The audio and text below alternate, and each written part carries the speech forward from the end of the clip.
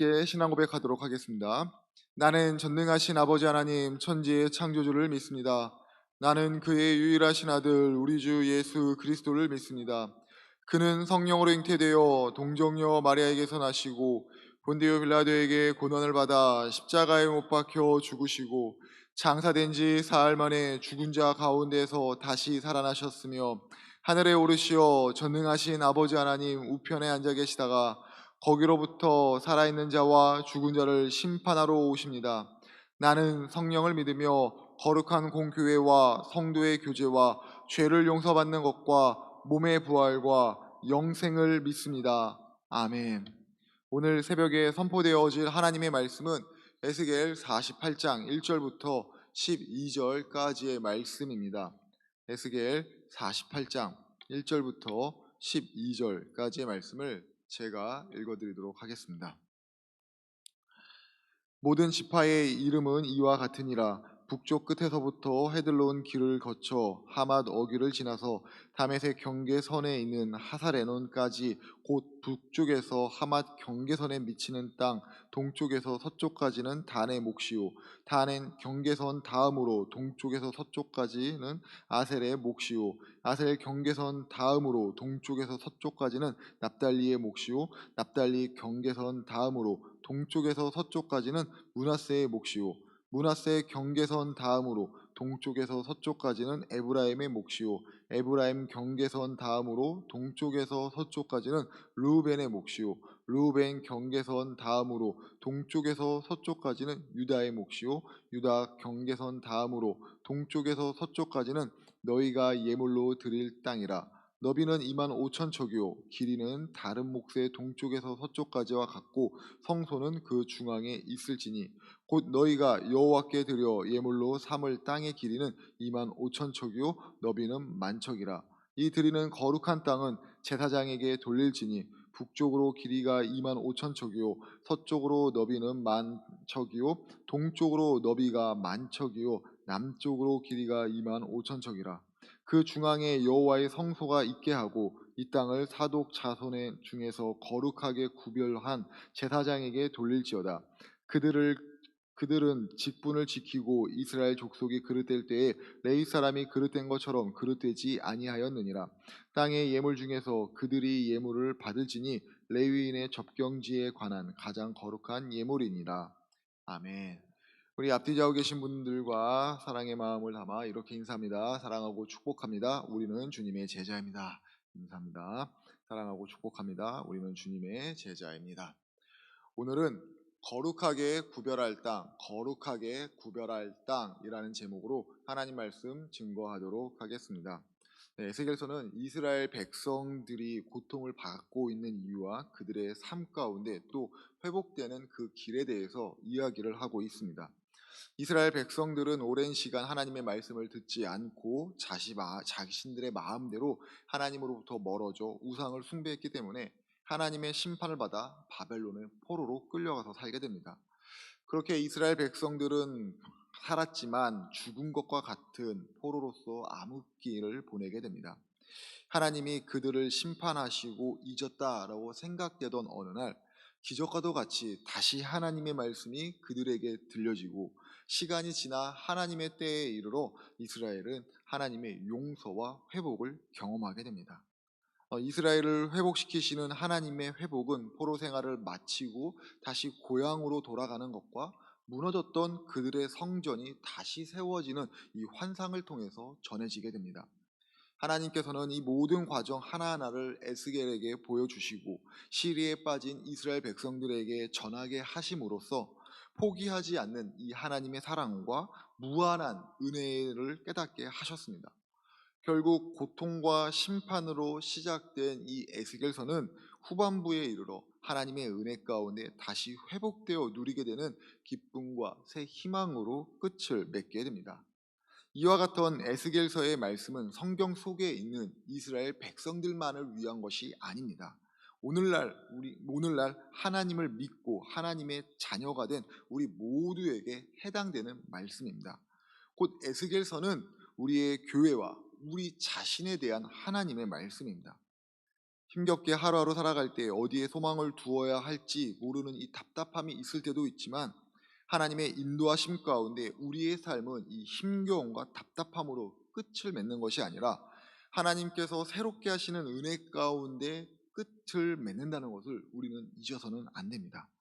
물론 하나님께서 우리를 새롭게 하시는 그 과정과 그 결과가 우리의 마음에 다 흡족하지 않을 수는 있지만은, 분명 하나님께서는 우리를 새롭게 하시는 놀라운 역사로 살아가게 하십니다. 이 하나님의 놀라운 은혜를 기억하고 기대하며 오늘의 삶을 선물과 같이 살아가시기를 부탁을 드립니다. 괴로울 때 주님의 얼굴 보라라는 이 찬양의 가사처럼 우리의 영적인 시선을 주님께 드리고 전능하신 하나님을 느끼며 나와 함께 하시는 그 하나님, 나를 새롭게 하시고 나를 은혜로 마치게 하시는 그 하나님을 느끼고 고백하는 우리 한 분 한 분 되시길 축복합니다. 하나님께서는 앞으로 다가올 회복의 때에 이스라엘 백성들뿐만 아니라 그들과 함께 하고 있는 이방인들에게까지 땅을 분배하시겠다라고 말씀을 하십니다. 하나님께서 처음 땅을 분배하실 때 호명된 지파는 가장 북쪽에 있던 단 지파였습니다. 이 단 지파에게는 헤들론 길을 따라 하맛 어기에 이르는 땅이 배정이 됩니다. 1절 말씀입니다. 모든 지파의 이름은 이와 같으니라. 북쪽 끝에서부터 헤들론 길을 거쳐 하맛 어기를 지나서 다메섹 경계선에 있는 하사레논까지 곧 북쪽으로 하맛 경계선에 미치는 땅 동쪽에서 서쪽까지는 단의 몫이요. 아멘. 이 단 지파에 이어서 아셀, 납달리, 므낫세, 에브라임, 루벤, 유다 순으로 땅을 분배받게 됩니다. 그러나 레위 지파만은 땅을 분배받지 않습니다. 대신 가나안 땅에 들어가기 전에 건너편에서 땅을 분배받았던 요셉의 두 아들 므낫세와 이 에브라임 지파가 이제는 하나의 지파로서 땅을 분배받습니다. 이 땅을 분배받은 지파들 경계선을 하고 있으면서 서로를 마주하고 있습니다. 경계를 지어서 다른 곳에 살고 있기는 하지만 그들은 모두 이스라엘이라고 하는 하나의 국가 공동체 가운데 머물며 살아갑니다. 서로 떨어져서 살아가지만은 하나의 공간 가운데서 함께 사는 것입니다. 참 이상하지 않습니까? 사람은 서로 마주하고 서로 가까이 있으면 좋기도 하지만은 그 가운데서 다툼이 일어나기도 하는데, 하나님께서는 이들을 서로 경계선을 긋고 살아가긴 하지만은 멀리 떨어져서 살아가는 것이 아니라 서로 마주한 곳에서 또 하나의 공간인 이스라엘이라는 그 나라 가운데서 모두가 함께 살아가게끔 명령하십니다. 혹시라도 사람들이 이 하나님의 명령을 어길 수도 있어서 하나님께서는 그들에게 분배하는 이 땅에 대해서 분명히 매매하지 못한다, 누군가에게 양도하지 못한다 라고 명령하시면서 그 땅 가운데 살아가게끔 하십니다. 왜 하나님께서는 그들 모두가 다 한 곳에서 살기를 원하셨을까요?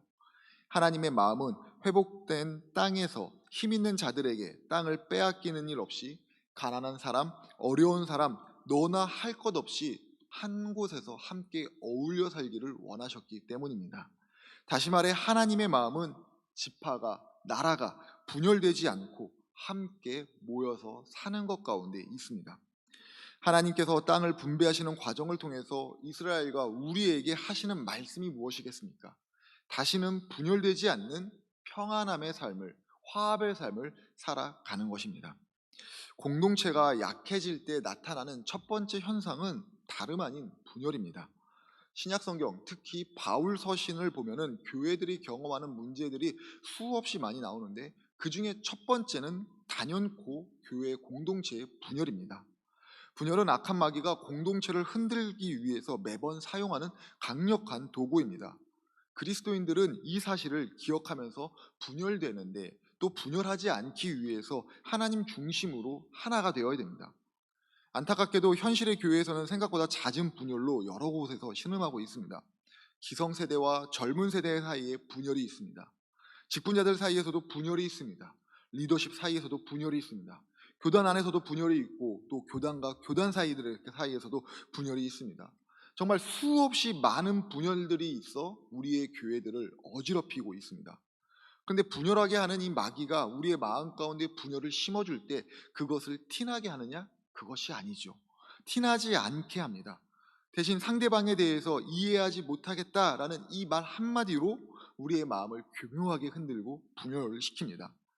가끔씩 저에게 저를 힘들게 하는 사람이 목사님 너무 많습니다라고 하소연하는 청년들이 있습니다. 그때마다 그 청년들이 경험하고 있는 그 힘듦에 대해서, 그들을 힘들게 하고 있는 그 사람들에 대해서 들어주고 공감하려고 애를 쓰지만은 결국 제 답은 하나입니다. 하나님께서 그 힘들게 하는 사람을 왜 하필 너 옆에 보내셨을까? 왜 너와 함께 한 공동체 가운데 있게 하셨을까? 그건 그 사람을 변화시키기 위해서가 아니라 너를 변화시키기 위함이다 라고 말합니다. 무슨 말입니까? 내가 이해할 수 없는 사람, 나를 힘들게 하는 사람이 공동체 가운데 존재하는 것은 그 사람 때문에 이해하지 못하겠다라고 말하며 분열하는 것이 아니라 그 사람을 통해서 내 자신을 돌이켜 보라라는 하나님의 말씀이 담겨져 있는 겁니다. 우리의 인격을 성숙하게 다듬기 위해서 이해할 수 없는 그 사람이라는 그 칼로 우리의 모난 부분을 하나님께서 아프지만은 깎고 계신 것입니다. 그러나 마귀는 아주 쉽게 말합니다. 이해할 수 없어. 이해하지 않을 거야. 난 저 사람 있으면 교회에 안 나와. 고달프게 그러지 말고 아주 쉽게 그냥 보지 말고 살아. 그게 속 편해. 그게 스트레스 받지 않는 거야. 가짜 해결책을 우리의 마음 가운데 제시합니다. 그리고 그 가짜 해결책을 붙잡는 순간 공동체는 분열하게 됩니다. 분열되지 않는 가장 좋은 길은 바로 하나님의 마음을 이해하는 겁니다. 왜 사람은 서로를 이해하지 못할까라고 생각하는 것이 아니라 하나님의 마음을 이해함으로 사람을 바라보는 겁니다. 사실 사람이 사람을 이해한다는 것은 쉬운 일이 아닙니다. 그렇기 때문에 하나님의 영역인 것 같습니다. 사람이 쉽게 이해가 되지 않습니다. 사람을 완전히 이해한다는 것 어찌 보면 불가능에 가깝습니다.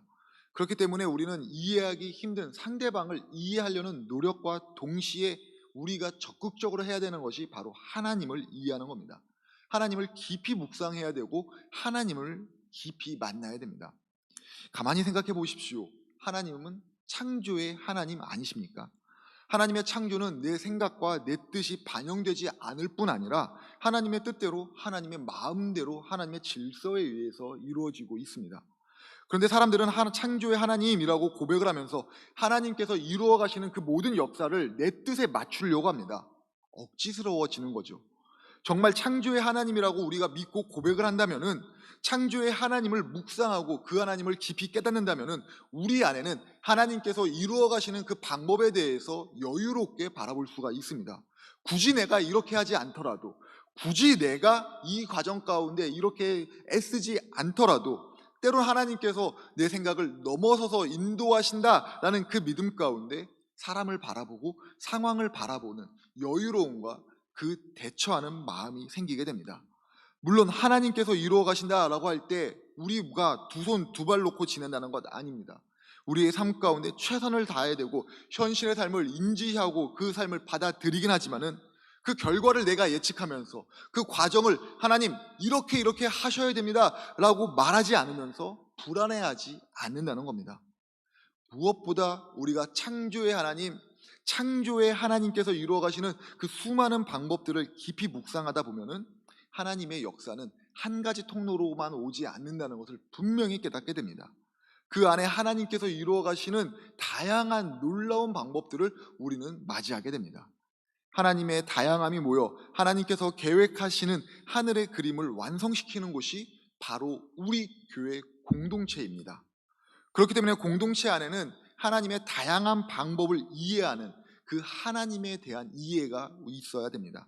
하나님은 다양한 사람들을 통해서 한 가지의 목적, 하나님의 영광과 하나님의 구원을 이루어 가신다는 이 사실을 우리는 잊어서는 안 됩니다. 우리와 함께하고 있는 사람에 대해서 이해하지 못하겠다라고 말하는 대신에 하나님께서 그 사람을 통해서, 저 사람을 통해서 계획하신 것이 있지라고 한번 생각해 보시길 바랍니다. 그리고 그 안에서 누려지는 평안함, 그 안에서 누려지는 여유로움 가운데 하나님께서 어떻게 이루어 가시는지를 기대해 보시기를 부탁을 드립니다. 또 우리의 자신의 모습을 보면서 내 자신의 모습 초라하기 때문에 나는 하나님의 나라를 세워가는 데 있어서 하나님의 공동체를 세워가는 데 있어서 쓰임받을 수 없다라고 생각한다면 그 생각을 멈추시기를 부탁을 드립니다. 오히려 내 모습이 어떠하든지 상관하지 않고 창조의 하나님께서 다양하신 방법으로 일하시기 때문에 나 역시도 내 모습 그대로 하늘의 그림을 완성시켜 가는데 쓰임받을 수 있다라는 그 사실이 우리의 삶의 위로가 되길 부탁을 드립니다. 하나님을 깊이 묵상하고 하나님을 깊이 만나십시오. 하나님 중심으로 하나로 모여지는 하나님의 공동체를 꿈꾸시고 그 공동체 가운데 하나님의 그림을 완성시켜 가는데 쓰임 받는 우리 한 분 한 분 되시길 주님의 이름으로 부탁을 드립니다. 하나님께서는 회복된 이스라엘 12지파에게 그들이 살아갈 땅을 분배하시고 그 땅 가운데 서로의 경계를 맞닿게 하심을 통해서 서로가 분열하고 서로가 싸우는 것이 아니라 하나된 하나님의 공동체로 세워지기를 바라셨습니다. 이러한 하나님의 뜻 가운데 분배되는 땅에 사는 각 지파에게 하나님께서는 한 가지 명령을 내리시는데 바로 그들의 땅 중심에 거룩한 성전을 세우라라는 것입니다. 8절 말씀인데 제가 읽어드리겠습니다. 유다 경계선 다음으로 동쪽에서 서쪽까지는 너희가 예물로 드릴 땅이라. 너비는 2만 5천 척이요 길이는 다른 몫의 동쪽에서 서쪽까지와 같고 성소는 그 중앙에 있을지니.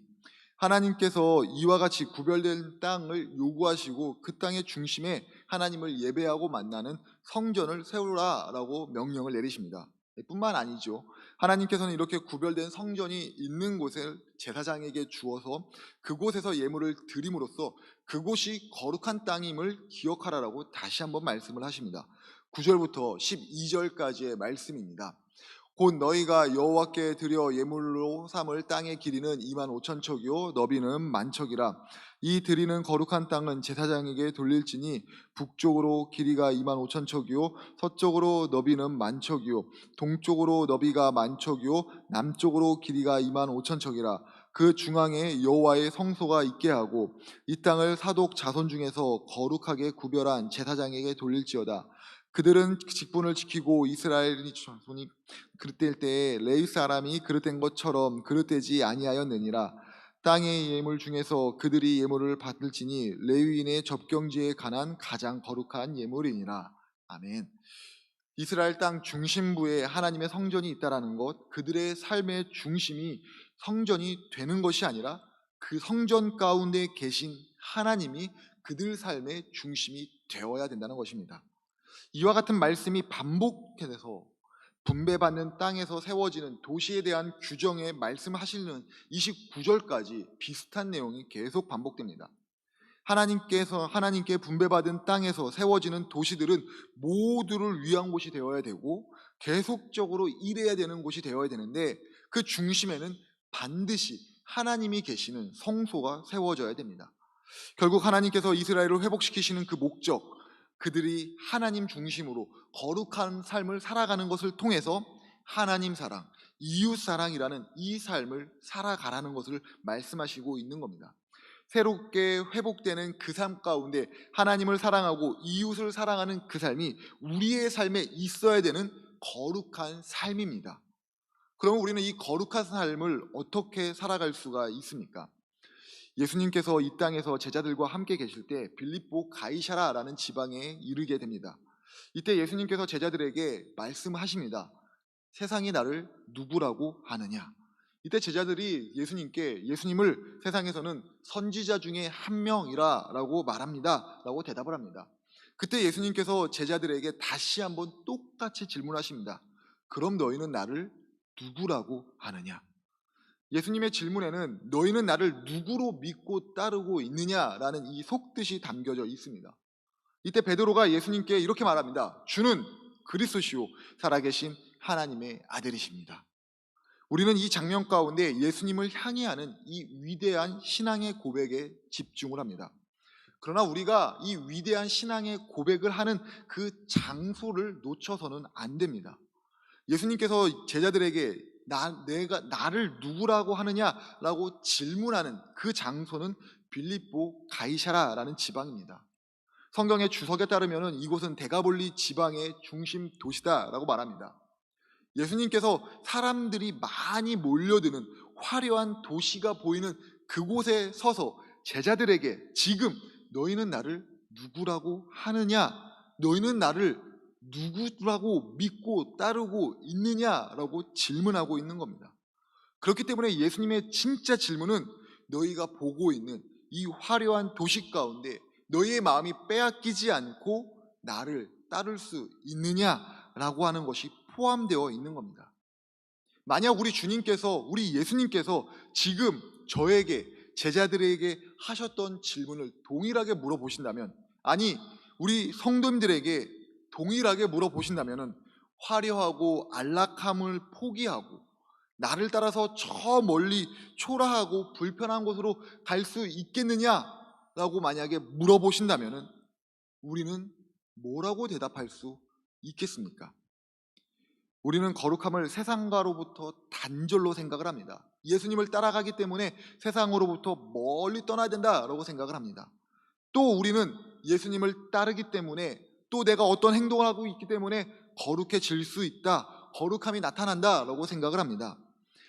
이와 같은 영적인 행동, 예배를 드리고 기도를 하고 말씀을 봐야지 거룩하겠다라고 생각하는 것, 이것이 거룩함과 상관이 없는 것은 아니겠지만은 성경에서 말하고 있는 거룩함은 영적인 활동까지 포괄적으로 담고 있는 동행의 개념으로 설명을 합니다. 다시 말해 우리의 거룩함이라고 하는 것은 세상과의 단절, 영적인 행동에 의해서만 있는 것이 아니라 거룩하신 예수님과 함께하는 삶, 예수님과 동행하는 삶 가운데 누려지는 것, 경험하게 되는 것이다라고 성경에서 설명하고 있습니다. 거룩함은 동행입니다. 지금 우리가 우리 마음 가운데 주님을 모시고 세상을 살아가고 있다면은 혹 우리의 삶의 영역 가운데, 삶의 행동 가운데 선한 행동, 영적인 행동이 조금 부족할지 몰라도 그것 때문에 거룩하지 못하다라고 말할 수 없는 겁니다. 반대로 내가 주님과 동행하지 않으면서, 말씀에도 순종하지 않으면서 영적인 행위만 있다고 해서 그것이 거룩하다라고도 말할 수 없는 겁니다. 우리는 예수님을 바라보고 예수님과 동행하는 거룩한 삶을 살아가야 합니다. 진정으로 거룩한 삶은 단절이 아니라 연결을 가져오게 하고, 이런 삶은 예수님과 현재의 삶을 살아가고 있음을 깨닫게 합니다. 사명자 반이라는 책 가운데 보면은 이런 내용이 있습니다. 그리스도인의 삶의 성숙은 언제나 현재형으로 자신과 함께 계시는 주님에 대한 깨달음이 있을 때만 가능하다. 우리가 이 땅을 또 오늘을 살아가면서 거룩할 수 있는 것은 예수님이 지금 우리와 함께 하시기 때문입니다. 예수님과 동행한다라고 말하면서 특정한 상황 가운데 있을 때 언제 예수님과 동행했느냐라는 듯이 예수님과 단절되었던 지난 삶의 모습이 그대로 나타나며 살아가는 사람들을 볼 때가 있습니다. 자신보다 낮게 보여지고 자신보다 연약한 사람에게만큼은 존중과 배려를 하지 않고 정직함보다는 거짓에 여전히 익숙한 사람들을 볼 때가 너무나도 많이 있습니다. 다음 세대를 가까이 하고 세우기보다는 그들을 통해 섬김만을 강요하는 기성세대들이 있다는 것을 우리는 잘 알고 있습니다. 모두 예수님이 현재 함께 하신다는 이 사실을 잠시 잊어버린 것 같습니다. 우리는 언제나 어디서나 현재 함께 하시는 하나님, 나를 위해 십자가에 죽으신 예수님을 깨달을 수 있도록 내 삶의 중심인 내 마음을 하나님이 임하시는 그 공간으로 드려야 됩니다. 우리의 마음의 중심에 하나님의 거룩한 성전을 세워 나아가야 됩니다. 그리고 그 성전 가운데 임재하시는 그 하나님의 임재하심을 느낌으로 하나님의 뜻을 따라 사랑과 긍휼, 그리고 섬김과 존중에 있는 그런 하루하루를 살아가야 합니다. 이것이 거룩하게 구별된 땅을 주신 하나님의 목적입니다. 우리는 우리의 마음에, 우리의 중심에 하나님과 함께 거룩해야 됩니다. 사랑하는 성도님들, 기억하십시오. 하나님 지금 우리와 함께 하십니다.